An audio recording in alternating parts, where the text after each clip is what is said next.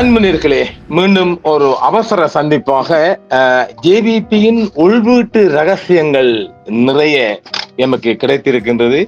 இன்று மாலை முதல் அவைகளை ஒரு சிலவற்றை மட்டும் அரங்கேற்றுவோமா? ஒரு அரசியல் கட்சி எடுக்க வேண்டிய நடவடிக்கைகளை பாதுகாப்பு துணை அமைச்சர் மேஜர் ஜெனரல் அருண ஜெயசேகர அமைச்சகத்தால் எடுக்க முயற்சிப்பதன் மூலம் சிங்கள ஆட்சி, சிங்கள மக்கள், சிங்கள ஊடகங்கள் மத்தியில் இன்று ஒரு பரபரப்பை ஏற்படுத்தி உள்ளது.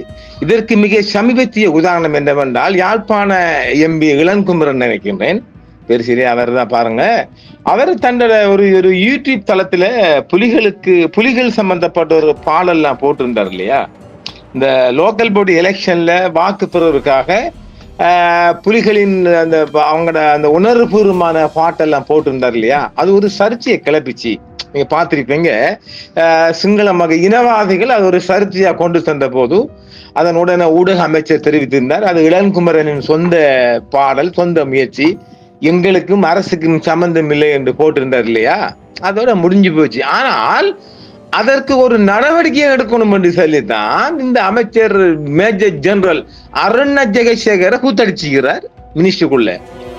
அப்ப இந்த காணொலி தொடர்பாக வெளியிடப்பட்ட ஊடக அறிக்கைகளை மறுத்து அறிக்கை ஒன்று வெளியிடுமாறு பாதுகாப்பு அமைச்சின் செயலாளர் ஏர் வைஸ் மார்ஷல் சம்பத் துயகொண்டாவுக்கு துணை அமைச்சர் அருண ஜெயசேகர அறிவுறுத்துகின்றார்.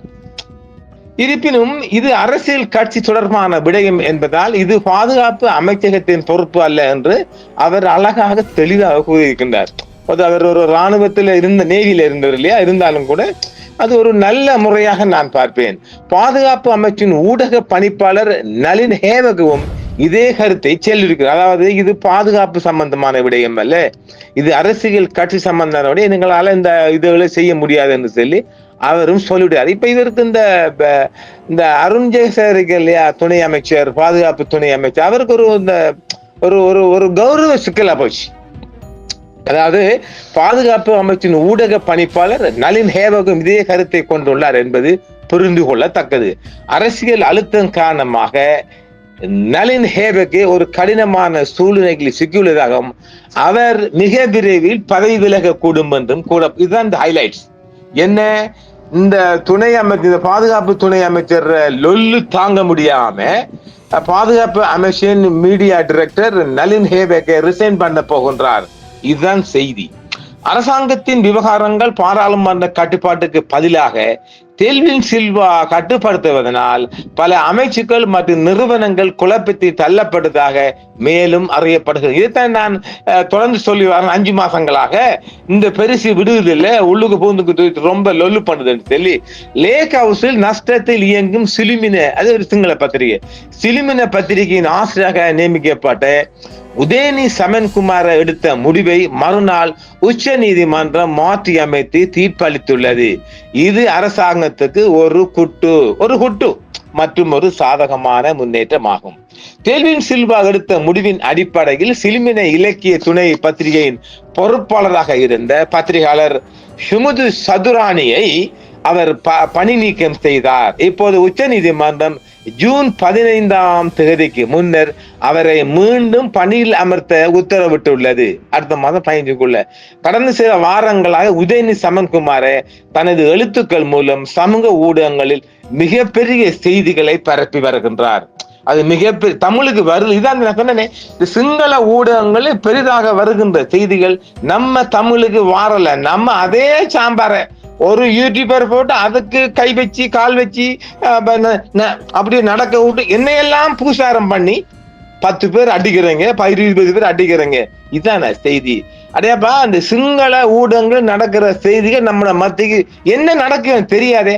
நமக்கு என்னன்னா அந்த சாம்பார் தான், அதே சொல்லுங்க, அதே பாருங்க. இதுதான் இந்த செய்தி. இந்த செய்தி ஒரு ஹைலைட் செய்தி. ஜனாதிபதி ரணசிங்க பிரேமதாசவினால் விஜயகுமார துங்க படுகொலை செய்யப்பட்டார். அது யார் அந்த விஜயகுமார துங்க? முன்னாள் ஜனாதிபதி சந்திரிகா அம்மணியின் கணவர். அவர் ஒரு மக்கள் கட்சி என்று நினைக்கின்றேன். அந்த மக்கள் கட்சியின் தலைவராக ஒரு நல்ல ஒரு மும்முரமாக ஈடுபட்டு ஒரு முன்னேற்றம் கண்டு வரக்குள்ள இந்த பிரேமதாச சுட்டு கொண்டு விட்டார்.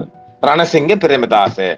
அமைச்சர் ஜெயராஜ் பெர்னாண்டோ புள்ள கொலையில் மஹிந்த ராஜபக்ச தொடர்பு இருக்கிறதாகவும் சொல்லுகின்றார். நான் சொல்லலப்பா, இந்த ஊடகக்கார் யாரு, சமன்குமார், உதயனி சமன்குமார்.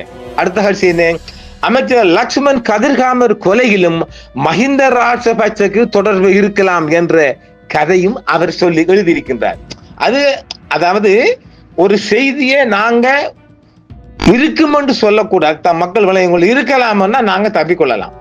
இப்ப ராஜபக்ச இருக்காரு இல்லையா, அவருக்கு அது ஒரு வேறொரு பிரச்சனைக்கு வரும்னா இருக்கலாம் என்றால் நாங்க வழி கொள்ளலாம். அதே போன்ற இந்த செய்தியை நீங்க எடுத்துக்கொள்ளுங்க. இதை நான் சொல்லியிருக்கேனே, ஒரு ஸ்னைப்பர் துப்பாக்கி மூலம் முன்னாள் வெளிநாட்டு அமைச்சர் லக்ஷ்மன் கதிர்காமர் இரவு நேரம் கொல்லப்பட்டார். கொழும்பு 7 பகுதி, அது மிக உச்சகட்ட பாதுகாப்பு வலயம். அது போட்டும் உள்ளது. இது முன்னாள் வெளிநாட்டு அமைச்சர் கதிர்காமர் சந்திரிகா ஜானா. இது என்ன காரணம் என்றால், ஏன் காரணம் என்றால், இப்ப மஹிந்தர் அந்த பிரைம் மினிஸ்டர் நினைக்கிறேன், இவரோட சந்திரிகா காலத்துல நினைக்கிறேன், இல்ல மீன்பிடி அமைச்சரோ தெரியல, அது சரியா பாத்துக்கொள்ளுங்க. இந்த செய்தி அவசரமா தாரத்தான் அதுக்குள்ள நான் போகல. நான் நினைக்கிறேன் மஹிந்தர் மீன்பிடித்துறை அமைச்சர் இருக்காரு போல. என்றால் மஹிந்தரை ஒரு மட்டமாகத்தான் சந்திரிக்கா இட போட்டு மீன்பிடியை கொடுத்திருக்கிறார். அது என்ன மீன்பிடி அமைச்சு? எனவே ஆனால் மஹிந்தனுக்குள்ள ஒரு நல்ல ஒரு சிங்கம் போன்ற ஒரு கர்சிக்கும் அளவுக்கு அவருக்குள்ள இந்த நாட்டை ஆளணும் என்ற ஒரு கர்வம் உருவாகி இருக்குது. புரியுதுங்களா? அது கூடுதலான கர்வம் நான் சொல்லுவேன். அவருக்குள்ள அது மிக அதிகமாக உருவாகித்தான் லக்ஷ்மன் கதிர்காமர் மேல ஒரு ஸ்னைப்பர் துப்பாக்கி ஒன்று செய்யப்பட்டிருக்கின்றது. அந்த ஸ்னைப்பர் துப்பாக்கி எப்படி நடந்தெல்லாம் அது அங்க இருக்குது, வேறைய செய்தி இருக்குது. நாங்க முடிஞ்ச வரை அதை நாங்க மலுப்பலாக தருகின்றோம், மக்கள் அதை பிடிச்சு கொள்ளுங்க. தேசிய மக்கள் சக்தியை சேர்ந்த அரசாங்கத்தால் நியமிக்கப்பட்ட 2 அதிகாரியை தேசிய தொலைக்காட்சியில் இருந்து கூச்சலிட்டு, அதாவது அண்மை பார்த்திருப்பீங்க, இந்த ரூபாயின் கோபுரத்துல இருந்து செய்தி வந்துச்சோ தெரியல தமிழ் ஊடகங்கள்ல, அந்த சேர்மன் அந்த டிரெக்டர் ஆகல போல 2 பேரையும் கூச்சலிட்டு ஸ்டாஃபுக்கு எல்லாம், இந்த ஸ்டாஃபுக்கு பேச தெரியாதான், இந்த ராங்கித்தனமாக. அடையாப்பா அந்த ஸ்டாஃப் எல்லாம் ஓரளவு இந்த நாகரிகான, அவன் உங்க வீட்டு வேலைக்காரனா ஒரு ஸ்டாஃப் இல்ல, நீ சேர்மன் அதுக்குள்ள உள்ளாக்குள்ள ஒரு முறையாக அவங்களை கையாளணும் இல்லை. இப்படி ஒரு வந்த வேகத்தில் இவங்களுக்குள்ள அந்த கரார் தன்மை உருவாகி ஸ்டாஃபுக்குள்ள இவரை வெளியாக்கணும் என்று ஒரு விசுதர்வம் எடுத்து கூச்சலிட்டு ஆளை அடிச்சு விரட்டாத குறையா தூக்கி எறிஞ்சிட்டாங்க. அப்ப தேசிய மக்கள் சக்தியை அரசாங்கத்தில் நியமிக்கப்பட்ட 2 அதிகாரிகளை தேசிய ரூபாய் தொலைக்காட்சியிலிருந்து கூச்சலிட்டு வெளியேற்றியதும் இதற்கு மற்றும் ஒரு எடுத்துக்காட்டு. மக்கள் விடுதலை முன்னணியின் பொதுச் செயலாளர் டெல்வின் சில்வா அதிகாரப்பூர்வ அரசாங்க பொறிமுறைக்கு இணையான ஒரு கட்சி பொறிமுறையை உருவாக்குவேன் என்று கூறியது தற்போது உண்மையாகிவிட்டதாக சிங்கள பகுதிகளில் ஒரு பெரிய கலகலப்பை ஏற்படுத்தி வருகின்றது. தேசபந்துவின் குழு வெலிகமையில் உள்ள ஹோட்டலை தாக்குவதற்கு முன்பு தேசபந்துக்கு ஹோட்டல் காணொலியை அனுப்பிய போலீஸ் புலனாய்வுத்துறை தலைவர் டிஐஜி நிசந்த ஷொய்சா கைது செய்யப்படுவதை தடுக்க இந்த பெருசுதான் ஈடுபட்டிருக்கின்ற ஒரு தகவலும் இருக்குது. இப்போ இருவரும் பள்ளி நண்பர்களாம். அவர் வயசு எனக்கு தெரியல சரியாக, ஏதோ ஒரு வகையில நண்பர் என்று சொல்லப்படுங்க. தாக்குதலுக்கு 3 தினங்களுக்கு முன்பு அவர் வீடியோவை அனுப்பி இருக்கின்றார். தேசிய போக்குவரத்து ஆணையத்தின் தலைவர் டாக்டர் திலீப் விதாரணவையின் ராஜினாமிற்கும் இந்த பெருசுதான் காரணமா? நான் ஆரம்பத்தில் சொல்லியிருக்கேன் தெரியுங்களா, நிறைய 4 மாதங்களுக்கு முன்பா சொல்லியிருந்தேன். நிறைய இந்த தேசிய இளஞ்செயல் சேவைகள் மன்றம், இந்த மெடிக்கல் யூனிட்டின் சேர்மன், இந்த லைசன்ஸுக்கு போடுற மெடிக்கல் யூனிட்டுக்கெல்லாம் தலைவர், இப்படி நிறைய பேர் ரிசைன் பண்ணாங்க இல்லையா? அதுக்கெல்லாம் காரணம் இந்த தில்வின் மாமு கொண்ட கதை சரியா இருக்குதுங்களா? அதுல இந்த தேசிய போக்குவரத்து ஆணையத்தின் தலைவர் டாக்டர் தில்விதாரணவின் ராஜினாவுக்கும் அந்த பெருசுதான் காரணமா? அரசியல் கட்சி செல்வாக்குகளும் காரணமாக இருந்துள்ளது. அவர் தேசிய மக்கள் சக்தியின் நிர்வாக குழுவின் உறுப்பினராம். பாருங்க, என்பிபி ஒரு எக்ஸிகியூட்டிவ் உறுப்பினராக இருந்து கூட இதுக்குள்ள பெருசு தலைக்கிட்டு ஒரு குழப்பத்தை ஏற்பட்டு அவர் நிப்பாட்டப்பட்டிருக்குது. தற்போது என்டிடி அரசாங்கத்தை நீங்கப்பட்டு 1 டசனுக்கு மேற்பட்டோர்கள் ராஜினாமா செய்துள்ளார்கள். நாடாளுமன்ற தேர்தல் வரை செயல்பாட்டில் இருந்த தேசிய மக்கள் சக்தியின் குழுக்கள் 1988 to 89 காலகட்டத்தில் இருந்து ஜேவிபி ஆர்வலர்களால் இப்போது கட்டுப்படுத்த தொடங்கி உள்ளது என்று பல பகுதியிலிருந்து தகவல் ஜொலிக்கின்றது. தேசிய மக்கள் சக்தி அமைச்சர்களை நாடாளுமன்றில் 2வது இடத்தில் வைப்பதும் கடும் போக்கு ஜேவிபி அமைச்சர்களை ஊக்குவிப்பதும் இந்த உத்தியின் ஒரு பகுதியாக தெரிகிறது. அந்த வகையில் தான் டெல்வின் சில்வா விரைவில் அமைச்சரவை மாற்றம் ஒன்றை செய்ய போகின்றார். சில வேளை அது பிரைம் மினிஸ்டர் ஹரணி அம்மாவின் பதவிக்கும் அவர் வேட்டி வைக்க பார்க்கின்றது. அங்கிருந்து தான் இவங்களுக்கு சாவு மணி வரப்போகுது. அதை நம்ம பின்னுக்கு பார்ப்போம். தேசிய மக்கள் சக்திக்கும் மக்கள் விடுதலை முன்னணிக்கும் இடையே வளர்ந்து வரும் பிளவை சரியாக நீங்க தீர்க்க விட்டால், அதாவது சரியாக நீங்கள் சமப்படுத்தவில்லை என்றால் இந்த நிலைமை மேலும் அதிகரித்து டெல்வின் சில்வாக்கும் அரசாங்கத்துக்கும் ஒரு முருகல் நிலை மற்றும் பனிப்போர் விஸ்வரூபம் எடுக்கும் என்பதை இத்தால் ஆணித்தரமாக ஏற்றி வைக்கின்றேன். அதாவது இப்ப ஒரு முருகல் நிலைமை கொண்டு ஆரம்பிச்சு இந்த பனிப்போரை அது யாராவது புகுந்து இதை சமாதானப்படுத்தவில்லை என்றால் ஆட்சிக்குள்ள பெரிய கோல்மால் ஒளிம்பிரும். அங்கதான் ரணில் காத்து கொண்டிருக்காரு. எப்படா அந்த கொக்கு மீனை காத்திருக்கிற மாதிரி. மீண்டும் சொல்றேன், மஹிந்தான் கம்பெனியும் ரணில் கம்பெனியும் இதுக்குள்ள ஆட்சிக்குள்ள நுழையப்படுவார்கள். ஆனால் மிக மோசமான நிலைமை ஒன்றை நாங்கள் மீண்டும் எதிர்பார்க்கலாம். அது ஜேவிபிக்குள்ள உள்ள நடக்கிற ஒரு உள்ளந்தரங்கம் நமக்கு கிடைச்சதை நாங்க தந்துட்டோம்.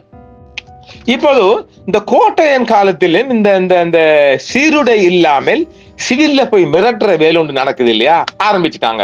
மக்கள் போராட்ட கூட்டணியின் தலைவரான இந்திரானந்தி டி சில்வா காவல்துறையினரின் சட்டவிரோத செயல் குறித்து முறைப்பாடு செய்துள்ளார். வேறு யார்? மக்கள் போராட்ட கூட்டணியிலிருந்து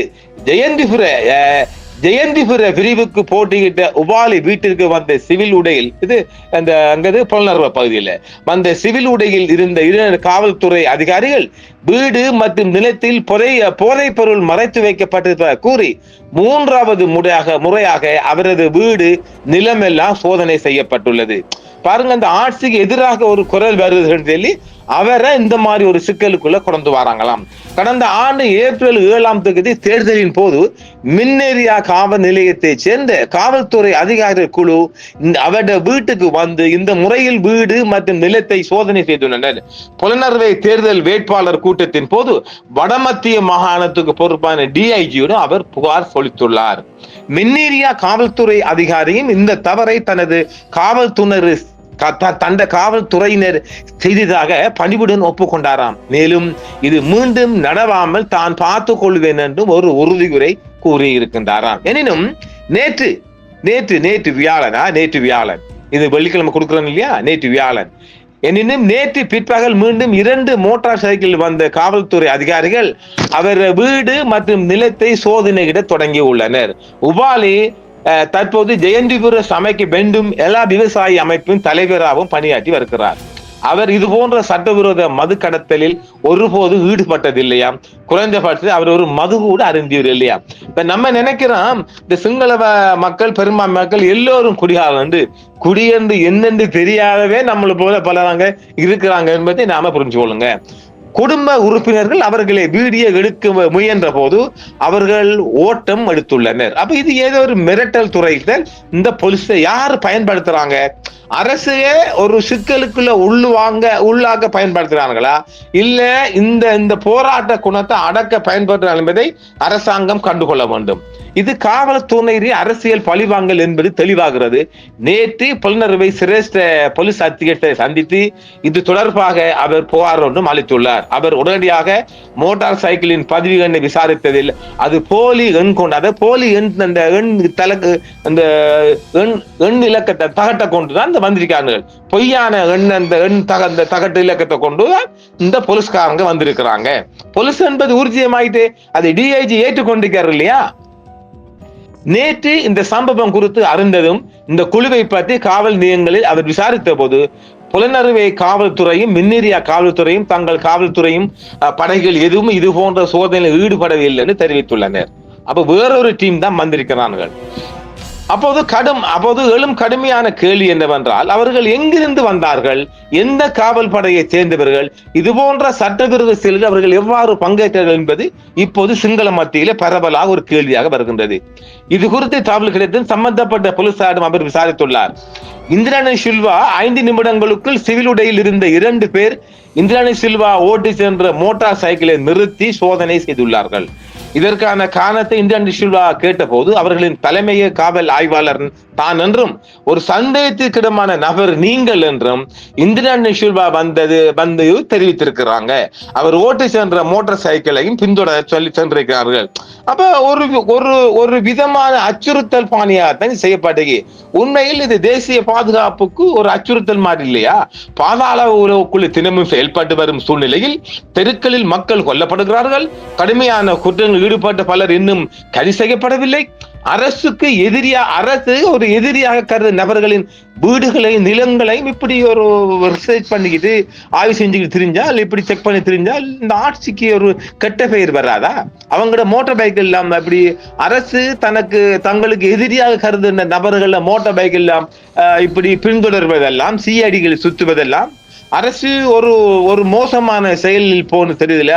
இது உண்மையிலேயே அரசாங்கத்துக்கு தெரியாதா, இல்லது அரசாங்கத்துக்கு ஒரு கெட்ட பெயரை கொண்டு வர போறாங்கன்னு பார்த்தால் என்ன கேட்டால், இது அரசாங்கத்துக்கு தெரியாம ஒரு குழு கெட்ட பெயரை கொண்டு வருகின்றார்கள். அதிலே குறிப்பாக இந்த மஹிந்தைக்கு கூட இருந்த காவல்துறை தான் இந்த பிரதி அமைச்சர் பாத்தீங்களா. அதே மேல வட்டவலங்கிற அவரும் அந்த மேஜரும் அந்த மஹிந்தண்ட காலுக்கு கீழே கிடந்தவங்க. இவரு வேணுமென்று செய்யலாம் இல்லையா? அரசுக்கு ஒரு கெட்ட பெயரை கொண்டு வரதுக்கு மக்கள் மத்தியில ஒரு இந்த கவர்மெண்ட் டேமேஜ் பண்ண செய்யலாம் இல்லையா? அதுதான் உண்மை. தற்போதைய அரசாங்கம் பாதுகாப்பு பொறுப்பான அமைச்சர் மற்றும் காவல்துறைக்கு பொறுப்பான அமைச்சர் சுனில் வட்டகல்லாலா ஆகியோர் இந்த நிலைமைக்காக வெட்கப்பட வேண்டாமா? இந்த சுனில் வட்டகல்லாலா தான் மோசமாக செயல்படுகின்றார் அரசுக்கு எதிராக. தோழர் ரோகண விஜயவீர கைது செய்யப்பட்டதிலிருந்து அவர் படுகொலை செய்யப்படும் வரை அவரது புகைப்படங்களை எடுத்த ராணுவ காவல்துறை புகைப்பட கலைஞர் இந்திராணி சில்வா ஆவார். பின்னர் இந்திராணி சில்வா கைது செய்யப்பட்டு சிறையில் அடைக்கப்பட்டார். ஏன்? அவரு ஜேவிபி செயற்பாட்டாளரா? நீங்க போட்டோ பிடிக்க கூட்டி போயிட்டு அவரை ஜேவிபி காரன் குற்றம் சுமத்தி அரஸ்ட் பண்றாங்க. என்ன காலண்டா இதுல? சமீபத்தில் ஓய்வு பெற்ற மேஜர் ஜெனரல் துரதனியா இந்திராணி சில்வாவுக்கு எதிராக ஒரு தடை உத்தரவை பெற்றிருக்கின்றார். இது ரோகண விஜயவீர கொலை தொடர்பான ஊடகங்களுக்கு அறிக்கைகள் கொடுக்க கூடாது. பாருங்க, இந்த கலைஞர் இந்திராணி சில்வா கிட்ட நிறைய செய்திகள் இருக்குது, நிறைய ஏகப்பட்ட தகவல். அதை வெளியாக கூடாது இல்லையா? வெளியானா பிழை இல்லையா? வெளியானா பலர் மாட்டுவாங்க இல்லையா? அதனால ஒரு நீதிமன்றம் ஒரு ஸ்டே ஆர்டர் எடுத்திருக்கிறார். இப்படியாக இந்த அரசாங்கம் போனா நிலைமை எவ்வளவு போகும் என்றதை மக்கள் சிந்திச்சு கொள்ளுங்க. பொது தேர்தல் முடிந்த கையோட நான் தொடர்ந்து டில்வின் சில்வா மீது பல குற்றச்சாட்டை சுமத்தி வரேன் இல்லையா? அது நீங்க எப்படி நிறைக்க தெரியா? எனக்கு அந்த உள்வீட்டு அந்தரங்கம் தெரிஞ்ச மட்டும்தான் நான் அவர் மேல மிக அதிகமான குற்றச்சாட்டுல உண்மைகள் அரங்கேற்றிருக்கிறேன். இந்த ஆட்சிக்குள் பல வில்லாதி வில்லன் போன்று அந்தால் பல விடயங்களை கையாண்டு வருவதால் ஜனாதிபதியும் எடுப்பார் கைப்பிள்ளையாக செயல்படுவதாலும் டெல்வின் சில்வா மீது அதாவது டெல்வின் சில்வாவின் செயல்பாடுகளுக்கு ஆமாசாமி போடுவதாலும் ஆட்சிக்குள் கூடிய விரைவில் ஒரு சலசலப்பு தொக்கி நிற்கின்றது. அது கொஞ்சம் கவலைப்படக்கூடிய விடயம். இந்த ஆட்சி நீடிக்க வேண்டும் என்றால் டெல்வின் சில்வா சரி கட்டப்பட வேண்டும். மற்ற விடயம் என்ன? மிகவும் முக்கியமான விடயம் ஒன்று சொல்ல போறோம். பாத்தீங்களா, எனக்கு எல்லாரும் சொல்றாங்க நான் பிள்ளைத்தம்பி ஆதரவாளன். நான் அந்த பிள்ளைத்தம்பி நம்முடைய பிள்ளைக்குட்டி பிள்ளைத்தம்பி விடையாம பல விடயங்கள் சொல்ல வந்தா நான் அவருக்கு ஆதரவு அப்படி இப்படின்னா நிறைய பேர் சொல்லுவீங்க. பாத்தீங்களா என்ன? அதாவது இந்த பிள்ளைக்குட்டி, அதாவது மற்ற விடயம் என்ன, இந்த பிள்ளைக்குட்டி பிள்ளைத்தம்பி ஈஸ்டர் குற்றவாளியாக்க முடியாது என்று நான் தொடர்ந்து சொல்லி வரேன் இல்லையா? தொடர்ந்து சொல்லுவது என்ன நடந்துள்ளது? பிள்ளைக்குட்டியை சும்மா தடுத்து வச்சுக்கிறாங்க. அங்க ஒன்றும் இல்லை. சித்திரவதை பண்ணி பார்த்தீங்க, அடிச்சு பார்த்தீங்க, அவரை நித்திர கொள்ளாம பார்த்தீங்க, என்னமெல்லாம் பண்ணி பார்த்தீங்க. பிள்ளைக்குட்டி வாய் துறக்கல. ஆனா போலீஸ் அடிச்சு கேட்பாங்க, சொல்லிடாதே. அந்த மாதிரி தான் அது. இப்போது பிள்ளைக்குட்டி சார்பாக உச்ச நீதிமன்றில் சிஐடியால் தான் தடுத்து வைக்கப்பட்டுள்ளதானது தனது அடிப்படை உரிமை மீறலாகும் என்று ஃபண்டமெண்டல் ரைட் கேஸ் ஒன்றை அவர் தாக்கல் செய்துள்ளார். அவர் சார்பாக தாக்கல் செய்யப்பட்டது. அதுக்கு அபிடேவிட் எல்லாம் இருக்கு இல்லையா? அது உள்ளுக்கு போய் அநேகமா கவர்மெண்ட் எடுத்திருப்பார். அதுக்கு உச்ச நீதிமன்றம் போனா ஒரு சத்திய ஓலை எல்லாம் கொடுக்கணும் இல்ல, அவர் 50 ரூபாய் இஷ்டம்ல ஒட்டி கொடுத்திருப்பார். பிள்ளைக்குட்டியின் சார்பாக தாக்கல் செய்த அடிப்படை உரிமைகள் மனுவை ஜூன் அடுத்த மாசம் 17ஆம் தேதி உச்ச நீதிமன்றம் பரிசீலிக்க தீர்மானித்துள்ளது. பிள்ளைக்குட்டி தாக்கல் செய்த மனுவில் சிஐடியின் சிறப்பு புலனாய்வு பிரிவின் பொறுப்பதிகாரி சிஐடி டைரக்டர் சிரேஷ்ட போலீஸ் அத்தியட்சகர் அதாவது முத்துமால் SSP IGP பிரியந்த வீரசூரிய பாதுகாப்பு அமைச்சர் அனுரகுமார திசநாயக்க மற்றும் சட்ட பிரதிவாதிகளாக குறிப்பிட்டு அவர் நீதிமன்றத்தில் தனக்கு சார்பாக ஒரு அப்பீல் ஒரு மனுவை ஒரு ஃபண்டமெண்டல் ரைட் கேஸ் தாக்கல் செய்துள்ளார். ஒரு விடயத்தை வழங்கிக் கொள்ளுங்க மக்களே, அப்பீல் நீதிமன்றம் மற்றும் உச்ச நீதிமன்றங்கள் ஒரு முகாந்திரம் இல்லாமல் ஒரு கேஸை எடுக்க முன்வராது. பிள்ளைக்குட்டியின் கேஸில் ஒரு முகாந்திரம் இருந்தபடியால் தான் கேஸை உச்ச நீதிமன்றம் பரிசீலிக்க உள்ளது. முன்னணி வக்கீல் ஒருவர் ஆஜராக உள்ளார். ஆனால் ஆலோசனை வழங்கும் வக்கீல் ஆரண்டால் கோட்டை அணியைச் சேர்ந்த மிக முக்கியமான ஒரு புள்ளி. ஆக பிள்ளைக்குட்டி வெளியே வர ஜாமீன் பெற வெளியே வர மிக அதிகமான வாய்ப்பு இருக்குது. இப்ப பாருங்க, அப்ப நாங்க தொடர்ந்து என்ன சொல்லி வந்தோம், பிள்ளைக்குட்டி நீங்க ஒன்றும் பண்ணலாப்பா. இதை சொல்ல போனா பிள்ளைக்குட்டிக்கு நான் அன்னைக்கு மாமன் மச்சான் மாறியும் நான் அவருக்கு ஆதரவு மாறியும் சொல்லி வாரேங்க. உண்மைகளை உரத்தி செல்வதில் அச்சமில்லை. இதுதான் நடந்திருக்கின்றது. அப்ப நாம் என்ன எடுக்க வாரோம், பிள்ளைக்குட்டி வெளியாக அடுத்த மாசம் அவருக்கு ஒரு ஸ்டே ஓடுற அவருக்கு ஒரு ஓடை அரசாங்கத்துக்கு எதிராக வரத்தான் மிக அதிக வாய்ப்பு இருக்குது. பிள்ளைக்குட்டி வெளிவர வாய்ப்பு இருக்குது. இன்னும் ஒரு ஜாதகம் சொல்லும், பிள்ளைக்குட்டி வெளியே வருகின்ற போது அவர் என்ன சொல்றது, பெரிய ஒரு போராட்ட வீரராகவும் பெரிய ஒரு என்ன சொல்றது, எனக்கு அது மேலே சொல்ல தெரியல, அதாவது மனிதர் உழந்து கொள்ள ஒரு தலைவரால் அது போன்று மட்டக்களப்பிலே பெரிய ஆரவாரமாக வரப்போகின்றார். அவர் புத்துணர்ச்சி பெற்றி மிக அதிகமான ஒரு செல்வாக்குடன் அவர் பலம் வர வாய்ப்பு இருக்குது. இதை நான் சொன்ன என்ன சொல்லுவீங்க, பிள்ளைக்குட்டிக்கு ஆதரவு என்பீங்க. ஏனெனில் அவர் குற்றவாளி இல்லை அப்படி என்று இல்லை என்று வரல, அவருக்கு ஒரு பணம் கொடுத்தோ அல்லது வெளிவந்தாருன்னு சொன்னால் அதற்கான ஒரு அதிகமான ஒரு வாய்ப்பு தொக்கி நிற்கின்றது. ஏனெனில் இந்த அரசாங்கம் பிழை என்று மக்கள் சில பேர்ல உணர்ந்தால் அவருக்கு பின்னால அணிதறதுக்கு ஒரு கூட்டம் இருக்கும். பிள்ளைக்குட்டி ஆக்கள் இருக்குத்தானே, அவனுக்கு ஆதரவா இருக்குல்ல. எனவே அது ஒரு தமிழ் கட்சிக்கு ஒரு பின்னடைவாக பார்ப்போம், வந்தால் பார்ப்போம். அது பின்னடைவு வரக்கூடாது, அது விஷயம் வேற. உள்ளத்தை உள்ளபடி சொல்லியிருக்கிறார், நிறுத்தி சொல்லியிருக்கிறார், அளந்து சொல்லியிருக்கிறார், ஆழமா சொல்லியிருக்கிறார், அடித்து சொல்லியிருக்கிறார். சரியா புரிந்து கொள்ளுங்க. நான் புள்ளக்குட்டிக்கு ஆதரவில் யாருக்கும் ஆதரவில் நடக்க போற விடயங்களை முன்கூட்டிக்கு சொல்லிக்கிறோம். மீண்டும் மற்றும் ஒரு விடயத்தை சந்திப்போம். அன்புடன் வணக்கம். என்றும் உங்களுடன் சன்ரைஸ் இந்தியா டிவி சப்ஸ்கிரைப் பண்ணுங்கள், பெல் பட்டனையும் கிளிக் செய்யுங்கள். உங்கள் ஆதரவே எங்கள் சேவை. ஆதரவு தாருங்கள், அரவணைப்போம். மறக்காம சர்ப்ரைஸ் பண்ணுங்க. தேங்க்யூ.